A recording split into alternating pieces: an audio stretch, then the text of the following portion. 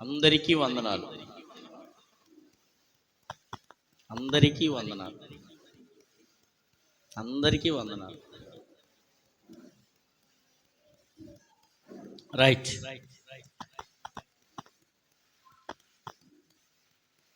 రాత్రికి క్రిస్మస్ ఉందిగా, ఆ క్రిస్మస్లో పాల్గొందాంలే, ఇంట్లో పనులు చేసుకుందామని కొంతమంది పాపం తత్సారంగా నిదానంగా ఉండి ఉంటారు. పురుషులైతే ఇక భోజనాలు ఉన్నాయిగా, భోజనాల దగ్గర ఉంటే మా దేవునికి మేము ఆరాధన చేసినట్టే అని పురుషులు అనుకొని ఉంటారు. అంటే ఎంతవరకు వాస్తవం నాకు తెలీదు, నా ఊహ.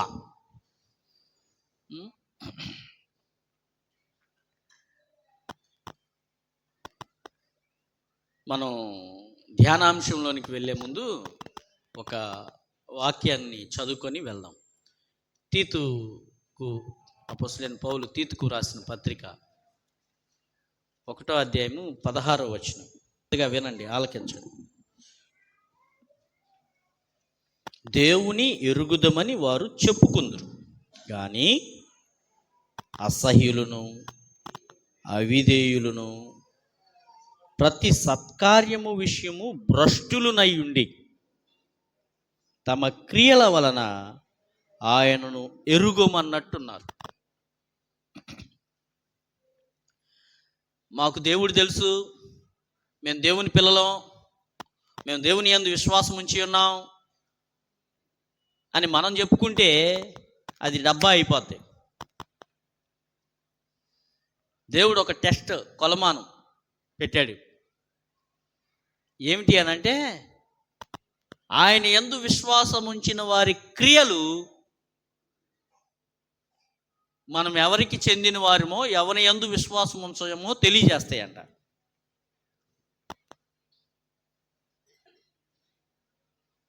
హల్లెలూయా, హల్లెలూయా, ఆరాధన, స్తుతి స్తుతి స్తుతి స్తుతి. ఇది ఎంత గట్టిగా అరిసరిసి పాడినా మనం ఎవరి వారమో, మనం ఎవరికి చెందిన వారమో మన ప్రవర్తన తెలియజేస్తుందంట. మన ప్రవర్తన, అవర్ బిహేవియర్, మన నోటి నుండి వచ్చే మాటలు, మన క్రియలు, తోటి వారితో మన సహవాసం, ఇవన్నీ తెలియజేస్తాయంట. దేవుడు ఇక్కడ ఎవరి గురించి మాట్లాడుతున్నారంటే, నామకార్థ క్రైస్తవుల గురించి మాట్లాడుతున్నాడు. మనం ఆయన వారం అయితే ఆయనకి తగినట్లుగా జీవిస్తాం. అల్టిమేట్ ఇది. ఒక్కొక్కసారి తడబాటు జరగచ్చు, తొట్టిల్లొచ్చు, కానీ ఆయన ముఖ వర్చస్సులోనికి, ఆయన మోములోనికి, ఆయన మాటల్లోనికి, ఆయన మనస్సులోనికి, ఆయన చిత్తంలోనికి చూసి మనల్ని మనం కరెక్ట్ చేసేసుకుంటాం. అక్కడే ఉన్నాం. ఎంత తీవ్రమైన పదజాలం వాడాడో చూడండి పరిశుద్ధాత్మ దేవుడు ఇక్కడ. అసహ్యులను, ఎవరికి అసహ్యులు? దేవునికి. అసహ్యులను, అవిధేయులను. విశ్వాసానికి ఉండవలసిన ప్రాథమిక లక్షణం ఏంటో తెలుసా? విశ్వాసానికి ఉండవలసిన ప్రాథమిక లక్షణం విధేయత. విధేయత లేకుండా దేవునికి ఇష్టుడై ఉండుట అసాధ్యం.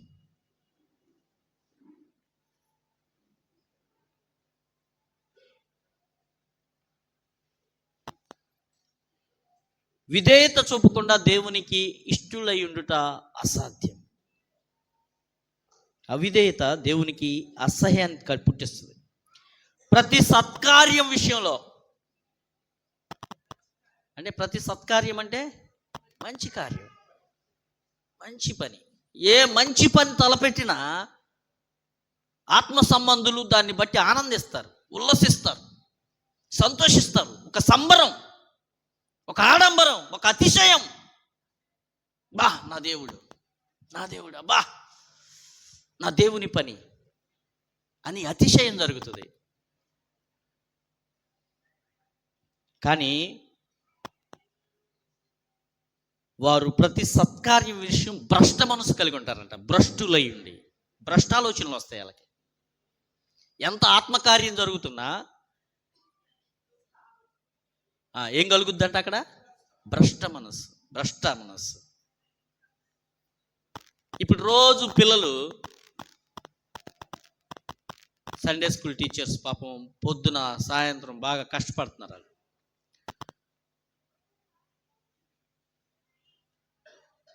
అక్కడ ఆత్మ కొరవడితే, పరిశుద్ధత కొరవడితే, లేదా ఉద్దేశం దేవుని కొరకు అనే ఉద్దేశం పక్కకి వెళ్ళిపోతే, మా నాట్యాన్ని చూపించుకోవాలి, మేము చూపించుకోవాలి మీరు ఫీల్ అవుతారు. కానీ అంటే ఫీల్ అయితే నాకేంటి, చెప్పడం నా ధర్మం. చీరలు కొనుక్కొని రెడీ అయిపోతారు ఈరోజు మీరు. ఓళ్ళు కొరుకో సమాధానం చెప్పలేదండి. మీ కొరకు కూడా కాదు, చూసేవాళ్ళ కొరకు. అది ఆడంబరం, సంబరం. తీవ్రమైన కోరిక ఉండాలి ఇక్కడ దేవుని కొరకు. తీవ్రమైన కోరిక అది ఎవరికి ఉంటుందంటే ఆయన యందు నిజంగా విశ్వాసం ఉంచిన వారికే ఉంటుంది.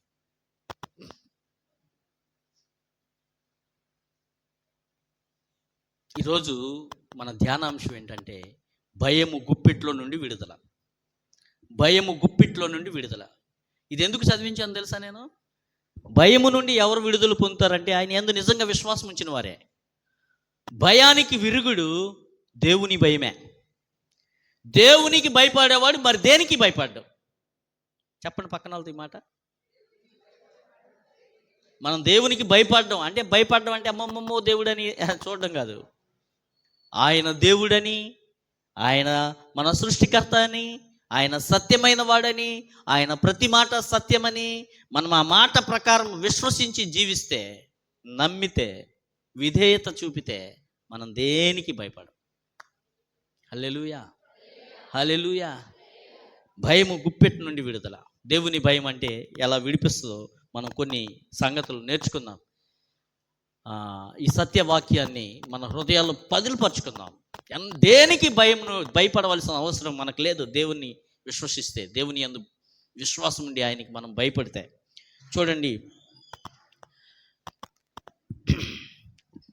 ఒక భక్తుడు చెప్పాడు, భయం, నిరుత్సాహం అనే వాటికి ముందు దేవుడు మనకు తోడుగా ఉన్నాడు అనేది నమ్మడమే దానికి ముందు. మా పెద్దబాబు మా పిల్లలకి ఒక జబ్బు ఉంది. వాళ్ళ గురించి చర్చిలో ఏమైనా చెప్తే, మా పిల్లలకే కాదు మా ఆవిడకి కూడా ఉంది ఆ జబ్బు. వాళ్ళ గురించి ఏమైనా చెప్తే ఇంటికి వెళ్ళిన తర్వాత నాకు క్లాస్ పీకుతారు. మరి నేనేం చేయను? నాకు తెలిసిన సంగతులే కదా నేను చెప్పాలి. ఎల్కేజీయో యూకేజీయో చదువుతున్నాడు మా బాబు. మేము అప్పుడు నందిగామ పక్కన కొండూరు అని ఆ ఊరిలో పరిచర్య చేస్తున్నాం. నందిగామలో స్కూల్, మా వాడి స్కూలు. బస్సు సౌకర్యాలు ఏం లేవు. అక్కడున్న ఆ ప్రాంతానికి అది టాప్ స్కూల్ అనమాట, బెస్ట్ స్కూల్. బస్సు సౌకర్యం ఏమి లేదు. గవర్నమెంట్ బస్సులో వెళ్ళి రావడం. అయ్యగారు కొడుకు కదా, ఊర్లో ఉన్నోళ్ళు ఆ స్కూల్కి వెళ్ళేవాళ్ళు 3-4 వచ్చి మా బాబుని తీసుకొని వెళ్ళేవాళ్ళు. వచ్చేటప్పుడు కూడా తీసుకొచ్చేవాళ్ళు వాళ్ళే. ఒకరోజు ఏం జరిగిందో తెలుసా? మరి వాళ్ళు అది యానివర్సరీ డేకి ప్రిపేర్ అవుతున్న రోజులు అనుకుంటా. స్కూల్లో వీడితో పాటు ఉన్న పిల్లలు ఎవరి పనులు వాళ్ళు, డ్యాన్సులు, బోన్సులు, ఇక వీడిని మర్చిపోయారు. మా వాడొక్కడే చెట్టు కింద నుంచొని ఉన్నాడు. ఎర్రగా బుర్రగా బొద్దుగా ఉండేవాడు. అరే ఆ ఆటోలో వచ్చే ఆ ఊరోళ్ళు మేము పరిచయం చేసేవాళ్ళు, అయ్యగారు అబ్బాయి ఎక్కడున్నాడు ఏంటని ఆటో ఆపి ఎక్కించుకున్నారు.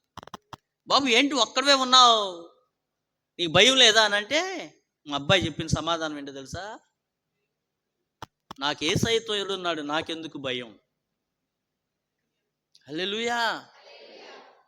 ఇంతవాడే వచ్చి రాని మాటలు చెప్తున్నటువంటి కాలంలో ప్రియమైన దేవుని బిడ్డలారా, నిజంగా దేవుడు మనకు తోడు అనేటువంటి ఆ విశ్వాసం మనల్ని ఏ భయం నుండి అయినా విడిపిస్తుంది. ఏ భయం నుండి అయినా విడిపిస్తుంది. ఏ భయం నుండి అయినా విడిపిస్తుంది. ఇక్కడ చూడండి, యెహోషువతో దేవుడు మాట్లాడుతూ, యెహోషువ గ్రంథం 1వ అధ్యాయం 6 నుండి 9 వచనాల వరకు రాస్తే రిపీటెడ్గా ఆ మాట చెప్తూ ఉంటాడు ప్రభు. యెహోషువ గ్రంథం 1వ అధ్యాయం చదవండి. నిన్ను విడువను, నిన్ను ఎడబాయను, నిబ్బరము కలిగి ధైర్యముగా ఉండుము, నేను నీకిచ్చేదనని నేను వారి పితరులతో ప్రమాణము చేసిన ఈ దేశమును నిశ్చయముగా నీవు ఈ ప్రజలను స్వాధీనము చేసేదవు. అయితే నీవు నిబ్బరము కలిగి జాగ్రత్త పడి బహుధైర్యముగా ఉండి. ఈ పదజాలం గుర్తుపెట్టుకోండి. నేను ఇస్తానన్న వాగ్దానం స్థిరం. ఈ దేశాన్ని మీకు ఇవ్వడం ఖాయం. ఇది 100%, ఇది ఖచ్చితం. కాకపోతే నువ్వేం చేయాలో తెలుసా? ఈ ప్రజలను నడిపిస్తున్న నీవు అధైర్యపడకూడదు, నిబ్బరంగా ఉండాలి, చెదిరిపోకూడదు. ఏదో గలిబిలి ఎదురుతున్నప్పుడు అరే ఈ నది పొంగుతుంది, దీన్ని ఎలా దాటుతాం అని నదిని చూసి భయపడకూడదు. కత్తులేసుకొని నీ మీదకి శత్రువులు దాడి చేస్తారు, భయపడకూడదు, కలవరపడకూడదు. చెప్పింది ఎవరనంటే నేను ఉన్నవాడను అనువాడను. నేను మీతో చెప్తున్నాను, ఆ దేశం మీది, మీకు ఇస్తున్నాను నేను. This is my promise. ఇది నా వాగ్దానం. దీన్ని నెరవేర్చేది నేనే. నువ్వేం చేయాలో తెలుసా? నిబ్బరంగా ఉండాలి, భయపడకూడదు, ధైర్యంగా ఉండాలి.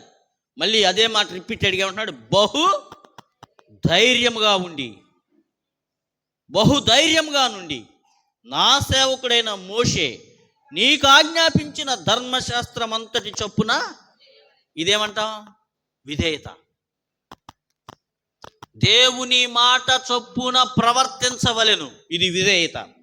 నువ్వు ధైర్యంగా ఉండాలి, నా ప్రతి మాట చొప్పున నువ్వు ప్రవర్తించాలి. నీవు నడుచు ప్రతి మార్గము చక్కగా ప్రవర్తించున్నట్లు నీవు దాని నుండి కుడికి కానీ ఎడమికి కానీ తొలగకూడదు. ఈ ధర్మశాస్త్రమును నీవు బోధింపక తప్పిపోకూడదు. ఇది మనుషులతో నువ్వు మాట్లాడాలి, చెప్పాలి. దేవుడు ఇలాగూ చెప్పుచున్నాడు, దేవుడి పరిస్థితిలో ఇలా ప్రవర్తించమన్నాడు, ఈ సందర్భానికి ఇలా చేయాలి అని దేవుడి మాటలు నీవు ప్రజలకు బోధించాలి. దానిలో వ్రాయబడిన వాటన్నిటి ప్రకారము చేయుటకు నీవు జాగ్రత్త పడినట్లు దివారాత్రము దాన్ని ధ్యానించిన ఎడల నీ మార్గంను వర్ధిల్ల చేసుకొని చక్కగా. మనం ఆయన మీద విశ్వాసం ఉంచడానికి మరొక రూట్ కాజ్ చెప్తున్నాడు. ఆయన మూల కారణం చెప్తున్నాడు. నేను ఇచ్చిన నీ ధర్మశాస్త్రాన్ని దివారాత్రం ధ్యానించి దాని మీద విశ్వాసం ఉంచి ప్రవర్తించినప్పుడు నువ్వు వర్ధిల్లుతావు. నేను నీకు ఆజ్ఞ ఇచ్చి ఉన్నాను కదా, నిబ్బరం కలిగి. ఇది ఆజ్ఞ. నిబ్బరం కలిగి ధైర్యంగా ఉండడం అనేది ఇది ఆజ్ఞ, దేవుడిచ్చిన ఆజ్ఞ. నేను నీకు ఆజ్ఞ ఇచ్చి ఉన్నాను కదా, నిబ్బరము కలిగి ధైర్యముగా ఉండి దిగులు పడకము, జడియకము. నీవు నడుచు మార్గమంతటిలో నీ దేవుడైన యెహోవా నీకు తోడైండును. దేవునికి స్తోత్రం. దేవుడు నాకు తోడుగా ఉన్నాడు అనే సంగతి అన్ని భయాల నుండి విడిపిస్తుంది. నిరుత్సాహానికి ముందు దేవుడు నాకు తోడు, భయానికి ముందు దేవుడు నాకు తోడు, దేవుడు నాకు తోడు. హల్లెలూయా, హల్లెలూయా. చూద్దాం కొన్ని సంగతులు గబగబా చూద్దాం. ద్వితీయోపదేశ కాండం 33వ అధ్యాయం 27వ వచనం.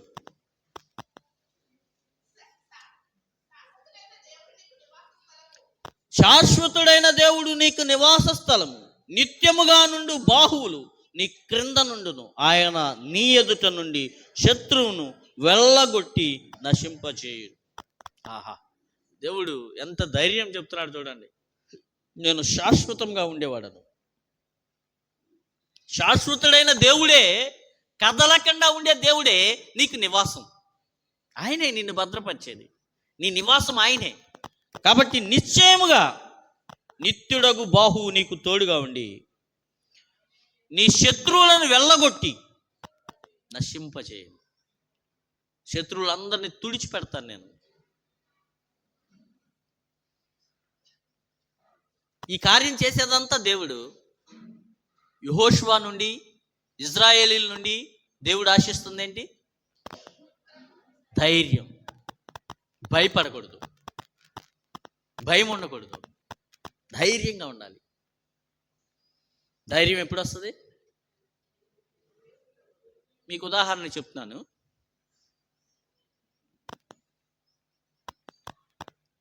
ఒక పిచ్చి కుక్క రోడ్డు మీద తచ్చిట్లాడుతుంది. చిన్న పిల్లోడు, ఒక 5-6 సంవత్సరాల పిల్లోడు, వాడు రోడ్డు మీద వెళ్తున్నాడు. అది పిచ్చి కుక్క అని అందరూ పారిపోతున్నారు. ఆ పిల్లోడు ఏం చేస్తాడు? భయపడ్డా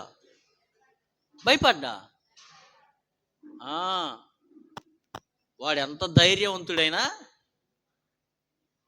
ప్రశాంతంగా నడుచుకుంటూ వెళ్ళేవాడు దాన్ని చూసి 100 మీటర్ రన్ని ప్రపంచంలో ఎంత స్పీడ్తో పరిగెడతాడో అంత స్పీడ్తో బ్యాక్ వచ్చేసి ఇంట్లో చేరిపోతాడు. అమ్మో అని అరుస్తాడు. ఈసారి అదే పిచ్చి కుక్క అదే రోడ్డు మీద ఉంది. వాళ్ళ నాన్న ఎత్తుకొని వెళ్తున్నాడు వాడిని. మీకు అర్థమైందా స్టోరీ? వాళ్ళ నాన్న ఒళ్ళో ఉన్నాడు, వాళ్ళ నాన్న భుజం మీద ఉన్నాడు. ఏం చేస్తాడు? భయపడ్డా. కావాలంటే పిచ్చి కుక్కని ఏమంటాడు తెలుసా? కుక్కను పిలిచేది ఇలాగే కదా, పిలుస్తాడు వాడు. కారణం మా నాన్న ఉన్నాడనే ధైర్యం, మా నాన్న ఉన్నాడనే ధైర్యం. ఇప్పుడు మనకు కూడా ఈ ధైర్యం మనలో నుండి పుట్టాలి అని అంటే, దేవుడు నా తండ్రి, నా దేవుడు నన్ను తీసుకున్నాడు దగ్గరికి, నా దేవుడు నన్ను భద్రపరుస్తున్నాడు, నా దేవుని యందు నేను విశ్వాసం ఉంచాను, ఆయన ఇమ్మానుయేలు దేవుడిగా నాతో ఉండడానికి వచ్చాడు, నాతో ఉన్నాడు ఆయన అనే ఈ ధైర్యం, ఈ విశ్వాసం మనల్ని భయం నుండి తోలివేస్తుంది, భయం నుండి విడిపిస్తుంది. ఆయన ఎంత బలవంతుడో మనకి లేఖనాలు చెప్తా ఉన్నాయి. 23వ కీర్తన 4వ వచనం.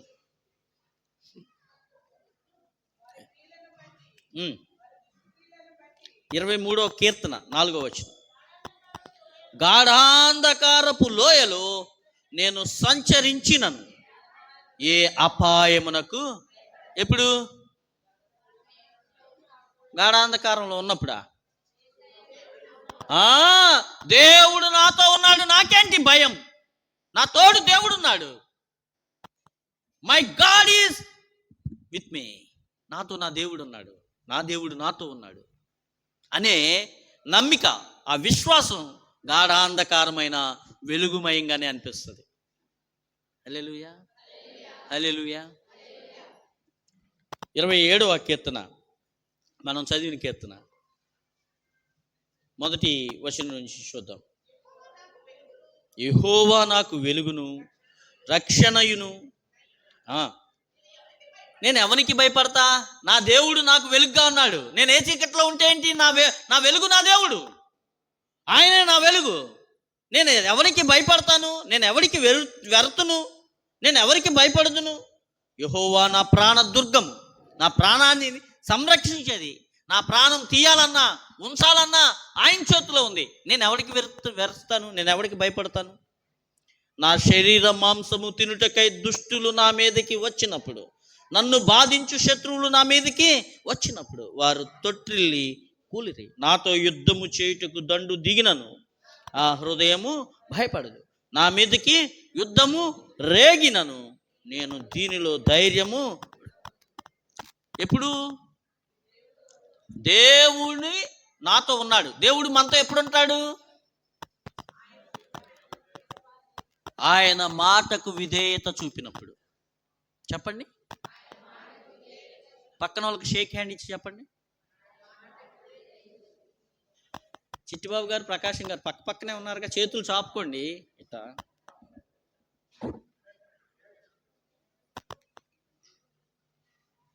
చెప్పండి, ఇప్పుడు చెప్పండి. ఏంటండి? అక్కా చెల్లెలు కూర్చున్నారు ఇక్కడ, ఎవరితో మాట్లాడతారు వాళ్ళు? ఆయన ప్రతి మాటకు విధేయత చూపినప్పుడు మనకండి, మనమంటే ఇష్టం లేనివాడు ఎదురుపడ్డాడు, మనం పాస్ ఆన్ అవుతున్నాం, ఎదురు బుదురయ్యాం, కరెక్ట్గా ఫేస్ టు ఫేస్ అయ్యాం.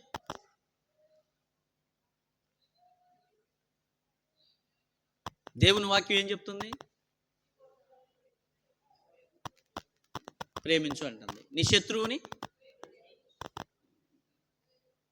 శత్రువుతో నీకు అర్థమవుతుందా విధేయత చూపడం అంటే ఏంటో?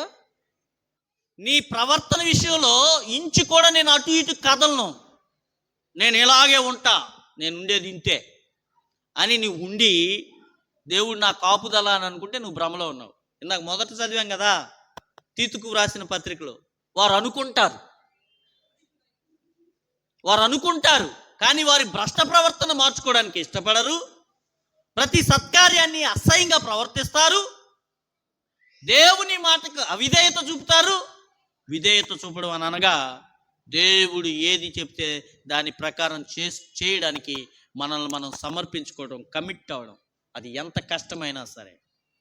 హల్లెలూయా. వాక్యం చచ్చిన వారికి అర్థం అవుదండి, ఆత్మలో చచ్చిపోయిన వాళ్ళకి ఈ మాటలు అర్థం కావు. మీరు యేసునందు విశ్వాసం ఉంచి జీవంలోకి వచ్చి ఈ మాటలు మీరు తీసుకుంటే నిజంగా ఇక్కడ మీరు బ్రతికితే, విశ్వాసంలో బ్రతికితే ప్రతి దాన్ని ధైర్యంగా ఎదుర్కొంటారు. అది ఏ సందర్భమైనా, ఏ పరిస్థితి అయినా. ఇక్కడ బ్రతకపోతే, విశ్వాసంలో సజీవంగా లేకపోతే ప్రతి దానికి తలంచుతారు. ఒక భక్తుడు చెప్తాడు, బ్రతికిన చేపంట నీటి ప్రవాహానికి ఎదురుదంట. నిజంగా విశ్వాసి అయిన వాడు ఈ లోక పద్ధతులకు ఎదురెళ్తాడు. లోకం మనల్ని అసహించుకుంటుంది, లోకం మనల్ని ముద్దు పెట్టుకోదు, ద్వేషిస్తుంది. కారణం ఏంటో తెలుసా? వాళ్ళు మంచి అని చెప్పే ప్రతి పద్ధతిని ఇది నాకు అక్కర్లేదని ప్రకటిస్తాడు విశ్వాసి. మీకు అర్థమవుతుందని నేను అనుకుంటున్నాను. దేవుని యందు విశ్వాసం ఉంచితే ప్రాణాత్మ దేహములకు ఆయనే కాపరని నమ్మి ప్రతి లోక సంబంధమైన పద్ధతికి ఎదురు తిరగడం.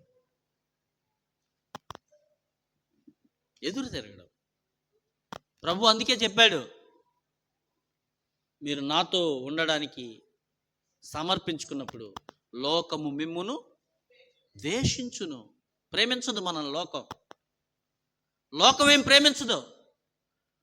పాస్టర్ గారు దేవుని వాక్యం ఇది అని చెప్పినప్పుడు ఈ విశ్వాసం సరి అయిన క్రమంలో లేనప్పుడు ఉతికి ఆరేస్తారు, నన్ను ఎండగడతారు, ఇంటింటికి తిరుగుతారు. ఆయన ఏంటి ఇట్లా చెప్పాడని. విశ్వాసం, విధేయత. ఈ విధేయత ఏం చేస్తుంది తెలుసా? మనల్ని అన్ని భయాల నుండి విడిపిస్తుంది.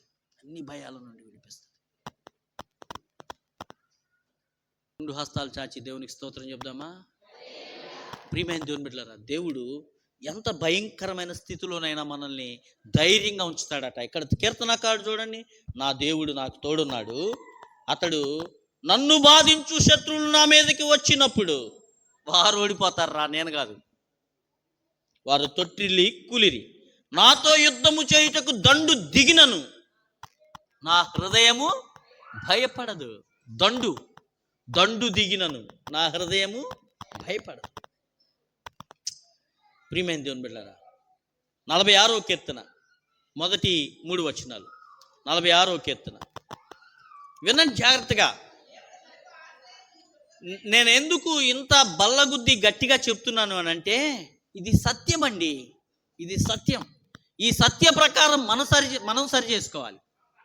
ఈ సత్యాన్ని వదిలే మాస్టర్, ఈ సత్యాన్ని మనం యాక్సెప్ట్ చేయాలి, ఈ సత్యాన్ని మనం నమ్మాలి, ఈ సత్య ప్రకారం మన జీవితాన్ని సరి చేసుకోవాలి, సరిదిద్దుకోవాలి. దేవుని పిల్లల జీవితాలు ఎలా ఉంటాయంటే, ఇక అయిపోయింది వీళ్ళ పని, ఇంకెలా లేవుస్తారు వీళ్ళు, ఇంకెలా, ఎవడు వీళ్ళకి సహాయం చేస్తాడు? ఎర్ర సముద్రం దగ్గర ఇజ్రాయేలీలు అలా పట్టుబడితే ఫరో ఏమనుకున్నాడు తెలుసా? అయిపోయింది వీళ్ళు, ఇంకెక్కడ వీళ్ళకి యాదవులు నన్ను దాటి వెళ్తారు వీళ్ళు, నా చేతుల్లో నుండి వీడిని ఎవడు విడిపిస్తాడు అని అనుకున్నాడు ఫరో. కానీ ఫరోని, అతని సేనలన్నిటినీ ఎలా నాశనం చేశాడు చూడండి. దుష్టత్వం యొక్క అంతం ఎప్పుడు కూడా నాశనమే. పిల్లలే మాట్లాడనివ్వండి, మీరు మాట్లాడమాకండి. పిల్లలు కాబట్టి తెలియక మాట్లాడతారు. వాళ్ళను సముదాయించడానికి మీరు కూడా మాట్లాడితే అది అల్లరవుద్ది.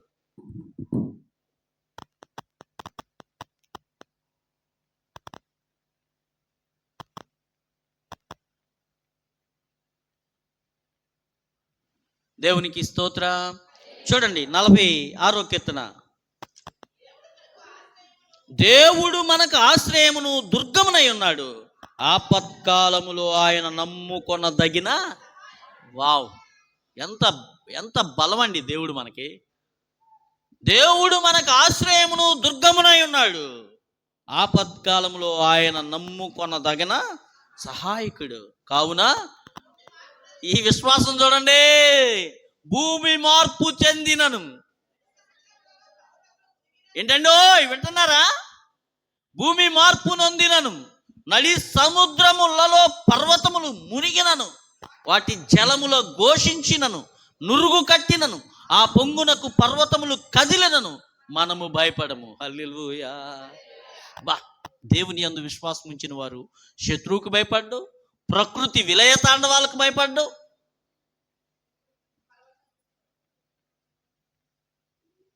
దేవుడు ఆ పట్టణంలో ఉన్నాడు, దానికి సహాయము చేయుచున్నాడు. దేవునికి స్తోత్రం. 91వ కీర్తన మొదటి 2 వచనాలు. ఇది మీకు బాగా పరిచయం ఉన్న వాక్యం.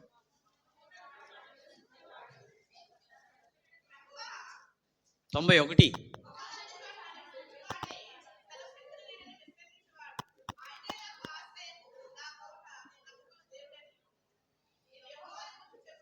నేను యెహోవాను గూర్చి చెప్పుచున్నాను. తిమోతికి రాసిన రెండవ పత్రిక 4వ అధ్యాయం 16-17 వచనాలు చదువుదాం.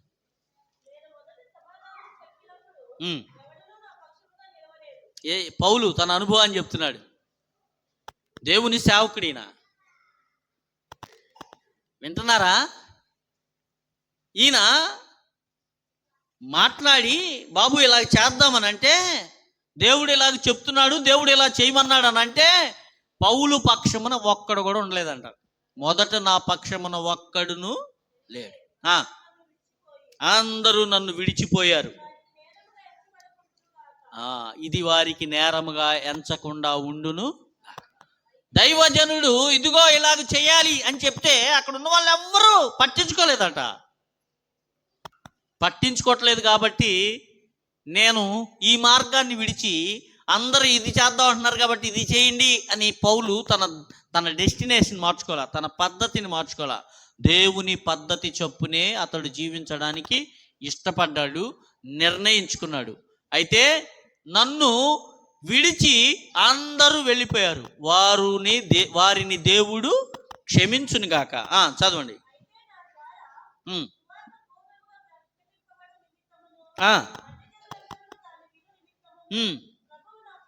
అబ్బబ్బబ్బబ్బా, అందరూ విడిచిన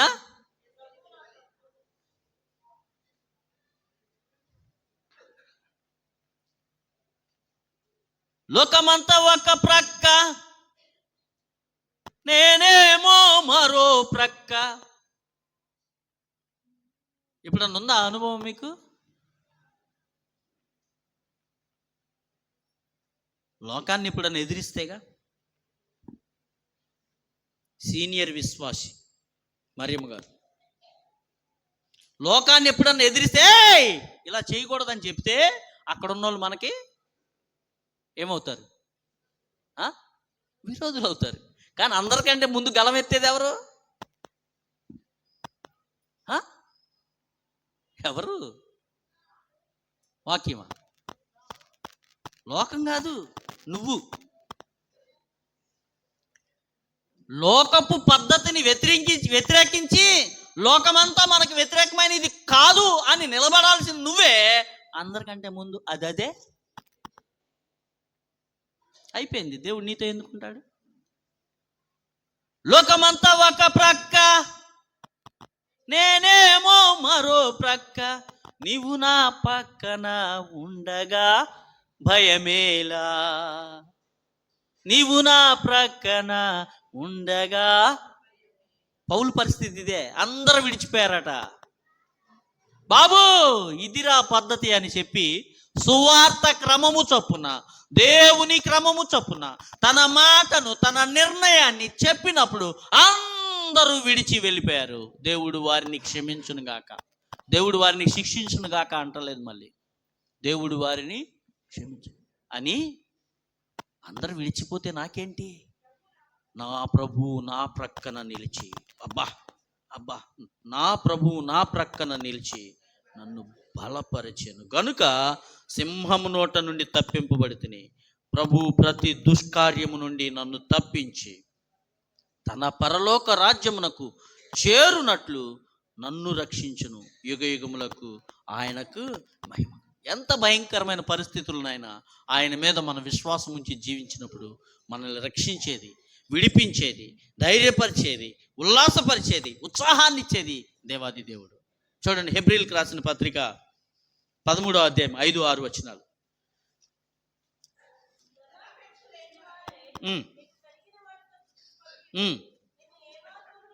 నిన్ను ఏమాత్రమును విడువను ఎడబాయను ఆయనే చెప్పాను కదా. కాబట్టి ప్రభువు నాకు సహాయకుడు, నేను భయపడను, నరమాత్రుడు నాకేమి చేయగలడు. ప్రభువు నాకు సహాయకుడు, మనుషులు నన్నేమి చేయగలరు?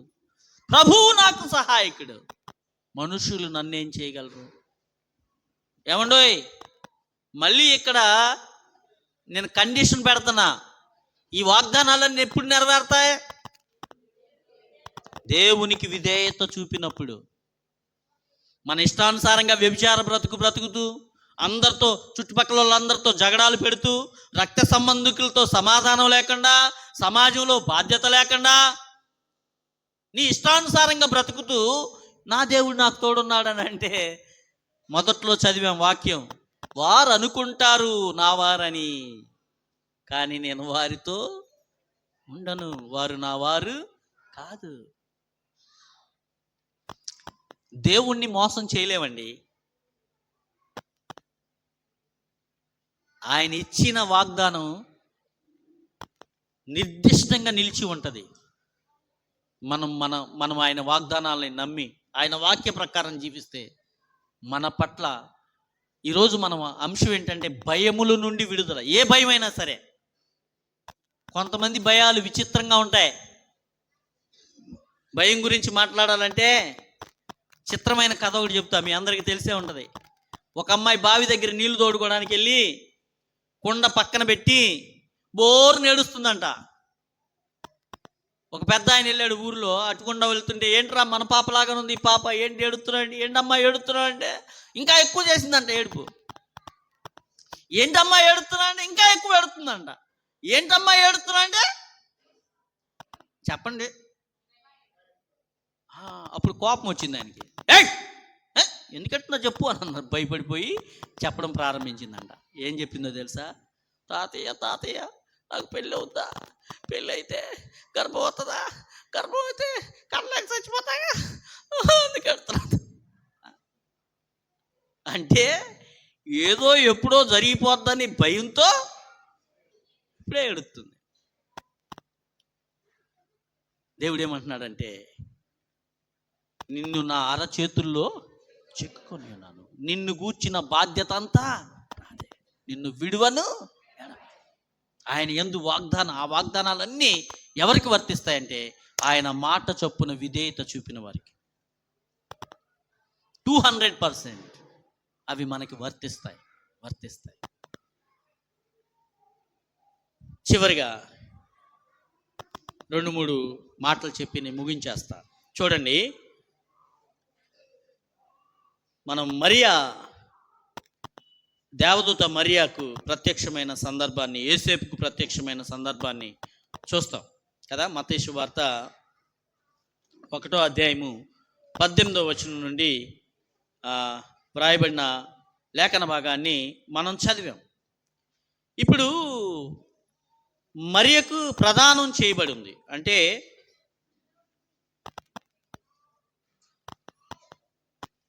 యూదా పద్ధతిలో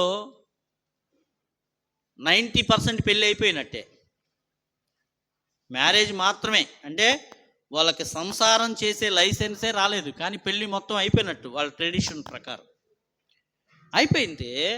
ఇప్పుడు ఆ టైంలో తన భవిష్యత్తుని గురించి, తన భర్త గురించి, తన కుటుంబం గురించి కలలుగంటా ఉంది మరియా.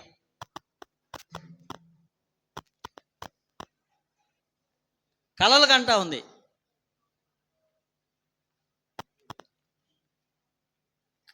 మరి ఏం గంటుంది? కలలుగంటా ఉంది.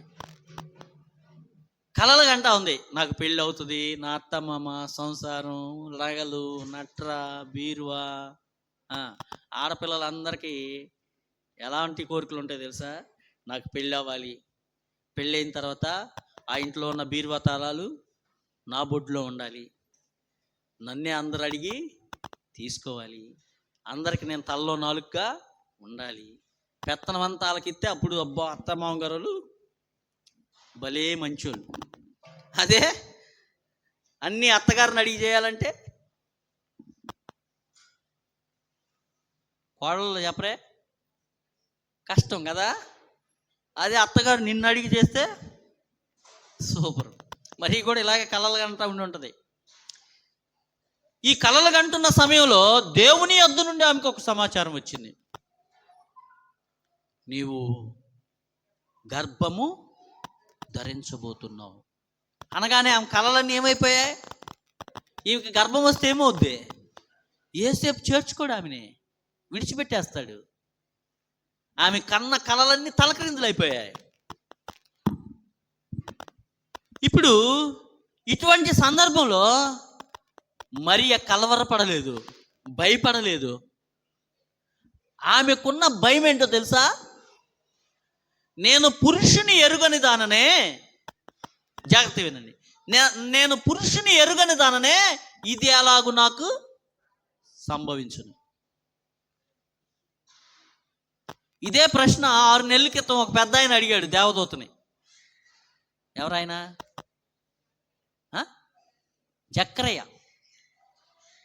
జక్రయ్య డౌట్ వెళ్ళిపుచ్చితే, నా భార్య గర్భం ఉడిగిపోయింది, నేను వృద్ధాప్యంలో ఉన్నాను, ఇది ఎలాగూ అంటే ఏమైంది ఆయనకి?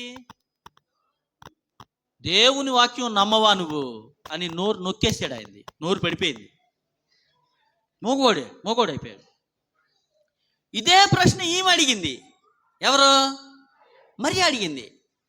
మరియ నోరు పడిపోలా. ఆయన నోరు పడిపోయింది, ఈమె నోరు పడిపోకపోవడానికి గల కారణం ఏంటి? కారణం చెప్తాను వినండి. జకర్యా ధర్మశాస్త్రోపదేశకుడు, యాజకుడు, దేవునికి అతి సమీపంగా జీవించేవాడు. దేవుని వాగ్దానాలు తెలుసు, దేవుని వాక్యం తెలుసు, దేవుని గురించిన చరిత్ర తెలుసు. అబ్రహాము గర్భాన్ని ఎప్పుడు తెరిచాడు? నిండు వృద్ధాప్యంలో 100 సంవత్సరాల వయసులో, శారాకు 90 సంవత్సరాల వయసులో, అబ్రహాము 100 సంవత్సరాల వయసులో గర్భం తెరిచాడు దేవుడు. ఈ చరిత్ర ఆయనకి తెలుసు కదా, జక్రయ్యకి తెలుసు కదా. జక్రయ్య అనుమానించాడు దేవుణ్ణి అనుమానించాడు. అనుమానించకుండా ఉండడానికి చరిత్ర కూడా ఉంది. గతంలో అబ్రహాముకి ఎలాగూ చేశాడు దేవుడు. 100 సంవత్సరాలు దాటిపోయిన అబ్రహాముకి పుట్టాడు కదా. ఓ, నా దేవుడు నన్ను జ్ఞాపకం చేసుకున్నాడు. దేవానికి స్తోత్రం, నీ మాట చొప్పున జరుగునుగాక అని దేవుని వాక్యాన్ని ఉన్నట్లుగా నమ్మవలసిన జకర్యా ఏం చేశాడంటే అనుమానించాడు.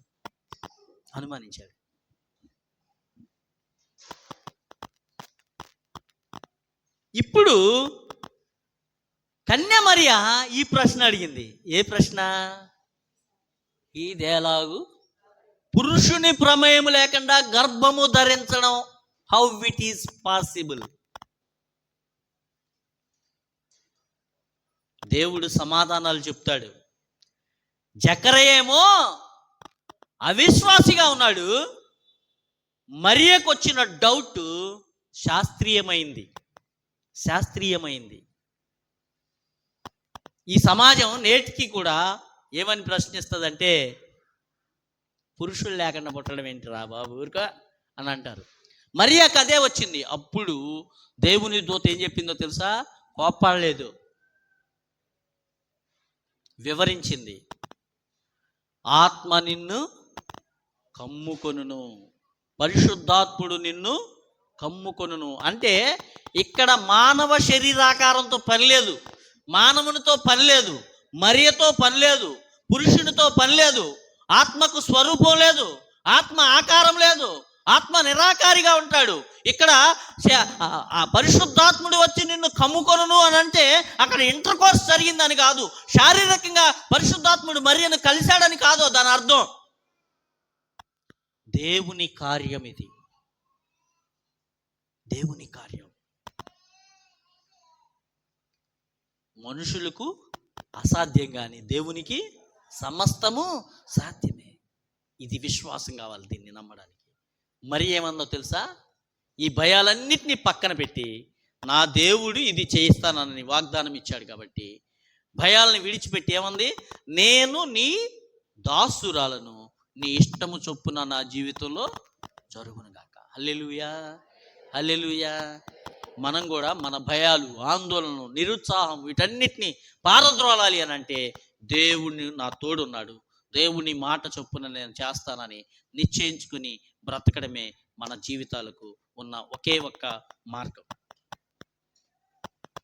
ధైర్యాన్ని ఇస్తుంది. అది తుఫాన్ అయినా, అది ఎర్ర సముద్రం అయినా, నీళ్లు లేని పరిస్థితి అయినా, అది ఏదైనా సరే దేవుడు నాతో ఉన్నాడు అనేటువంటి ఆ సత్యం మనల్ని ధైర్యంలోనికి నడిపిస్తుంది. ఇక్కడ రెండో పాఠంగా చదివాంగా యోహాను గారు రాసిన మొదటి పత్రిక 4వ అధ్యాయము 18వ వచనంలో చూడండి. ప్రేమలో భయం ఉండదు, అంతేకాదు పరిపూర్ణ ప్రేమ భయమును వెళ్ళగొట్టును. భయము దండనతో కూడినది కాదు, భయపడువాడు ప్రేమయందు పరిపూర్ణము చేయబడినవాడు. ఆయనే మొదట మనలను ప్రేమించెను గనుక దేవుడు మనల్ని ప్రేమిస్తున్నాడు. ఈ భయం మనల్ని పారద్రోలడానికి, ఈ భయం నుండి మనల్ని విడిపించడానికి గల కారణం దేవుడు మనల్ని ప్రేమిస్తున్నాడు. ప్రేమలో భయం ఉండదు. దేవుని ప్రేమను నమ్ముదాం, దేవుని ప్రేమను ఆస్వాదిద్దాం. దేవుని ప్రేమలో మన భయాలన్నిటి నుండి విడుదల పొందుదాం. అది మరణ భయమైనా సరే, లేమైనా సరే, కొరతైనా సరే, శత్రువుని కూర్చిన భయమైనా సరే, ఎవరో మనల్ని ఏదో చేయబోతున్నారనేటువంటి ఆ తీవ్రమైనటువంటి భయమైనా సరే, వీటన్నిటి నుండి విడిపించేది ఏంటంటే గాడ్స్ లవ్, దేవుని ప్రేమ. దేవునికి విధేయత చూపుతూ, ఆయన మనతో ఉన్నాడని నమ్ముతూ, మరియవలే, దేవుని పిల్లలందరి వలె మనం కూడా దేవుని మీద విశ్వాసం ఉంచి అన్ని భయముల నుండి విడుదల పొందుదాం. నా ఇల్లు ఎలా కడతామో, నా పిల్లల పెళ్ళిళ్ళు ఎలా చేస్తామో, నా యొక్క అప్పులు ఎలా తీరతాయో, ఇటువంటి ఎన్నైనా భయాలు ఉండొచ్చు. అన్ని భయాలకు సమాధానం నా దేవుడు నాకు తోడున్నాడు, ఆయన నాకు సహాయం చేస్తాడు, ఆయన చేతులు నేను భద్రపరచబడి ఉన్నాను, ఆయన మాటకు విధేయత చూపుతూ నేను బ్రతుకుతా, అన్ని భయముల నుండి విడిపించి భద్రపరిచేవాడు ఆయనే అని విశ్వాసంతో మనము ఈ క్రిస్మస్కి సిద్ధపడదాం. మోకరించండి, ప్రార్థన చేద్దాం. ఆలోచించు, నువ్వు దేవుని మాటకు విధేయత చూపుతూ బ్రతుకుతున్నావా, లేదా లోకంలో ఉన్న ప్రతిదాన్ని చూస్తూ భయపడుతున్నావా? దేవుని భయము లేకుండా, దేవుని మాటకు విధేయత చూపకపోతే ప్రతి దానికి భయపడాల్సిందే.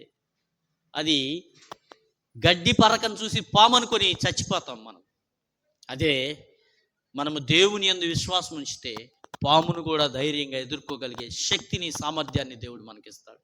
శత్రువు ఎంత బలమైన వాడైనా దేవుని యందు విశ్వాసం, దేవునికి నువ్వు చూపే విధేయత, దేవుడు నీతో ఉన్నాడనేటువంటి ఆ ధైర్యం, ఆ మనోనిబ్బరం, ఆ నమ్మకం నిన్ను ప్రతి భయం నుండి, ప్రతి ఆందోళన నుండి, ప్రతి నిరుత్సాహం నుండి విడిపిస్తుంది. వ్యక్తిగతంగా ప్రభువుని నమ్ముకో, వ్యక్తిగతంగా ప్రభు మీద ఆధారపడు. ప్రతి ఆందోళన నుండి విడుదల పొందడానికి ఇదే సరి అయిన సమయం. క్రిస్మస్ అదే. క్రీస్తు నీతో ఉండడానికి వచ్చాడు. భయమునకు విడుదల, భయమునకు శిక్ష ఆయన వేసి అన్ని భయాల నుండి మనల్ని విడిపించడానికి ఆయన ఇష్టపడుతున్నాడు. ప్రార్థన చేసుకుందాం.